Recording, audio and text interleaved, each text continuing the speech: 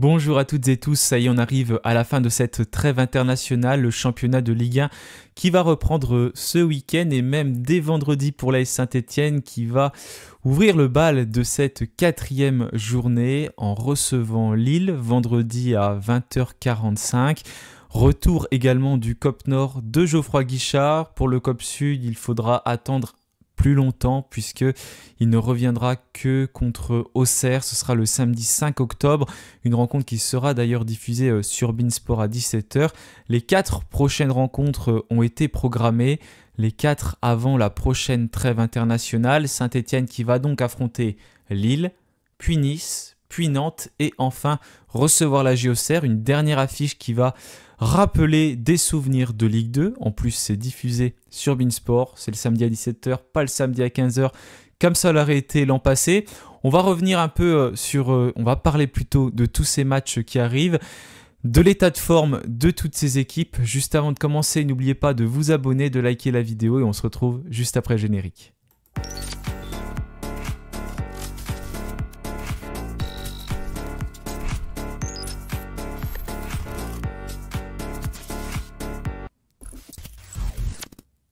Alors voilà, on s'apprête donc à défier une équipe de Ligue des Champions ce vendredi, puisque Lille s'est tout simplement qualifiée il y a maintenant une dizaine de jours. En battant le Slavia Prague, match aller, Lille s'était imposé 2-0. Match retour, ils se sont inclinés 2-1, mais ça leur a permis tout simplement de se qualifier pour la prochaine Ligue des Champions. Et une affiche qui va arriver très rapidement, ça c'est un premier élément à noter, puisque Lille va tout simplement jouer quelques jours après la rencontre contre Saint-Etienne. Ils vont affronter le Sporting Club Portugal. Ce sera un match à suivre dès le mardi à 21h. Donc il faut vraiment prendre en compte cela parce qu'il va y avoir une revue d'effectifs forcément de fait un petit peu, même si c'est entre le vendredi et le mardi. Lille qui va vouloir aussi faire un beau parcours en Ligue des Champions. Donc leur coach Bruno Genesio va forcément pas prendre trop de risques à certains moments et certains joueurs pourraient ne pas jouer 90 minutes ou ne pas être titulaires. Ce sont des suppositions pour l'instant, mais quand même il y a la Ligue des Champions qui arrive, donc je pense qu'il va y avoir de véritables choix de fait au bout d'un moment par Bruno Genesio. En tout cas, ce qui est sûr, c'est que plusieurs joueurs vont manquer à l'appel, comme Bentaleb, on aura également Ismaili, et puis également Haraldsson qui devrait manquer cette rencontre.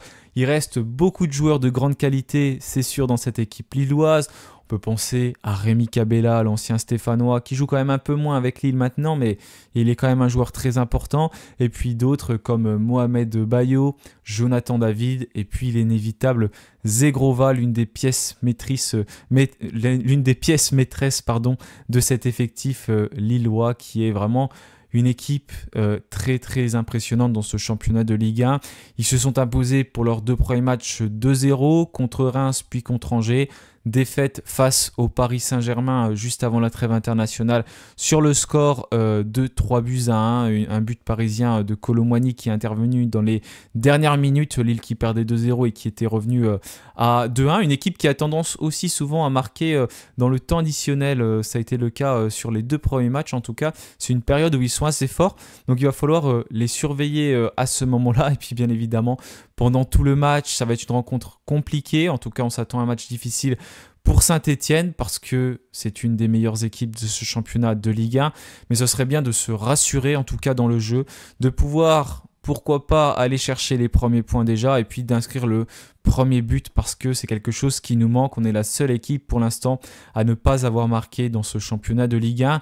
Il y a une bonne nouvelle pour Saint-Etienne, c'est qu'il y a 2 joueurs qui vont jouer certainement leurs premières minutes. Lucas Tassin et puis Pierre Ecoua, 2 joueurs qui sont arrivés en toute fin de mercato et qui n'ont pas été retenus contre Brest. Et là, ils pourraient donc débuter cette rencontre et ça va peut-être changer un peu le jeu de Saint-Etienne.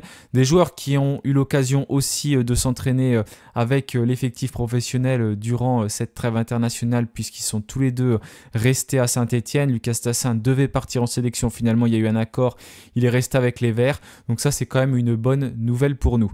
Le deuxième match qui va arriver sera contre l'OGC Nice. Une nouvelle fois, ça va être le vendredi à 20h45. Cette fois-ci, la rencontre va se jouer sur la pelouse de l'Allianz Riviera, donc la pelouse du stade de Nice, qui va d'ailleurs être refaite, et ce sera le premier match de Nice sur une nouvelle pelouse, parce que vous l'avez peut-être vu, mais depuis le début de la saison, la qualité de cette pelouse laisse vraiment à désirer. Il y a un champignon qui a envahi le stade à la fin du mois de juillet et la pelouse était dans un état catastrophique. Il y a eu un peu une plainte du club niçois vis-à-vis du propriétaire du stade pour refaire tout simplement cette pelouse. Ça a traîné. Et finalement, elle va être refaite avant le match contre Saint-Étienne. J'espère qu'elle va avoir le temps de prendre, parce que c'est dommage, il y avait vraiment le temps de la refaire pendant la trêve internationale et ça a aussi quand même traîné à ce moment-là. Donc elle devrait être un peu meilleure qu'au début de la saison. Nice n'est pas une équipe qui joue la Ligue des Champions, mais qui joue la Coupe d'Europe. L'Europa League, après avoir terminé dans le top 5 la saison passée, ils ont pu décrocher tout simplement leur billet.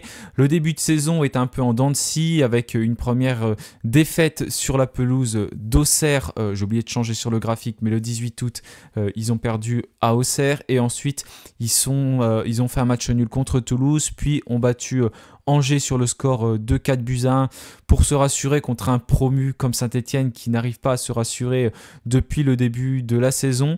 On ne sait pas trop à quoi s'attendre de cette équipe niçoise pour le moment, qui connaît des hauts, qui connaît des bas.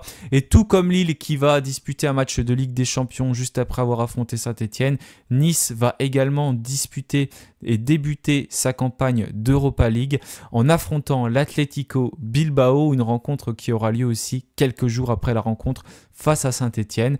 Donc c'est pareil, il va peut-être y avoir une petite revue d'effectifs d'opérer à ce moment-là et ça pourrait être une bonne nouvelle pour Saint-Étienne. C'est toujours bien d'affronter une équipe qui va jouer un match de Coupe d'Europe ou qui a joué un match de Coupe d'Europe, parce que la fatigue peut être différente et les coachs font souvent aussi des petits remaniements d'effectifs et c'est peut-être ce que Francaise va faire. Ensuite, ce sera contre le FC Nantes, donc un match qui aura lieu le 29 septembre à 17h. Ce sera la première fois qu'on sera dans le multiplex du dimanche. Donc on va jouer à Saint-Étienne, du côté de Nantes, cette rencontre. Ce sera la deuxième d'ailleurs consécutive à l'extérieur. Et pour l'instant, c'est un peu la bonne surprise de ce début de saison. Le FC Nantes qui, l'année dernière, a mis du temps avant de se maintenir. Et finalement, ils ont arraché 2 victoires lors des 2 derniers matchs contre 2 équipes qui vont sans doute être en difficulté cette saison. La JOCR, victoire 2-0. Et puis ensuite, victoire 3-1 contre Montpellier la semaine passée. Une équipe nantaise qui est surprenante, qui pour l'instant joue les tout premiers rôles de cette Ligue 1 avec 7 points pris sur 9. Forcément, Antoine Comboiré est satisfait de son effectif et a dit qu'il fallait continuer comme ça pour ne pas être en difficulté et se mettre à jouer le maintien.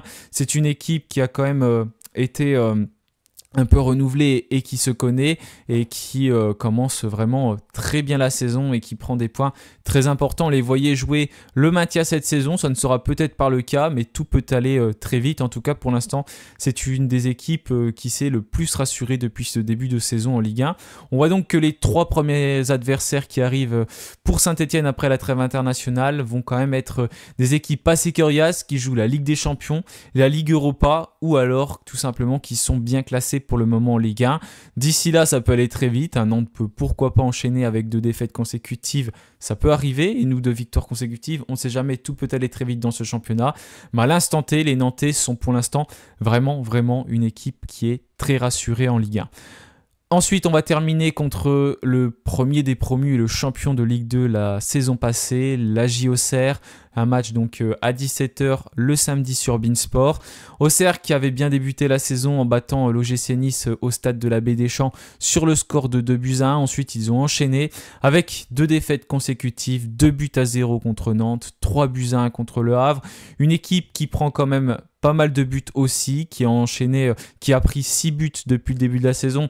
Donc ça reste quand même assez important. Nous, on est à 7. Ça fait pas une si grosse différence que ça, mais c'est une équipe qui a aussi réussi à marquer 2 buts, c'est vraiment pas énorme, mais en tout cas, elle a trouvé quand même le chemin défilé, même contre le Havre.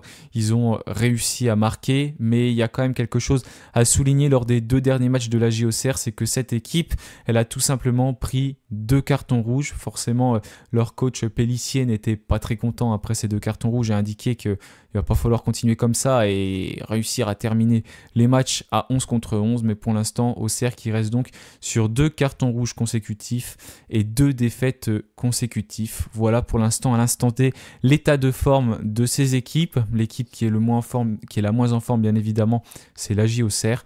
Mais forcément, c'est une équipe qui va peut-être réussir à marquer des points avant de nous affronter. Et après, il y aura une nouvelle trêve internationale avant de recommencer. J'ai pas regardé quel sera le match d'après. Mais voilà, les 4 prochaines affiches de Saint-Etienne. Voilà, ce ne sont pas des rencontres qui s'annoncent faciles, mais il y a 18 clubs en Ligue 1 et aucune rencontre ne sera facile parce que c'est les 18 meilleures équipes de France, tout simplement. Donc, il va falloir réussir à prendre des points contre n'importe qui si on veut réussir à se maintenir. Mais il y a quand même un bon espoir avec l'arrivée de Lucas Tassin et Pierre Ecois qui sont les 2 nouvelles recrues de Saint-Etienne. Et en espérant que les joueurs qui sont aussi arrivés durant ce mercato ont eu plus l'occasion de travailler et que ceux qui sont censés aussi être les cadres de Saint-Etienne vont réussir à se mettre au niveau. Des fois, il suffit de pas grand-chose, une victoire, un but pour réussir à prendre confiance et tout peut aller très vite. En tout cas, on va voir ce qui va se passer.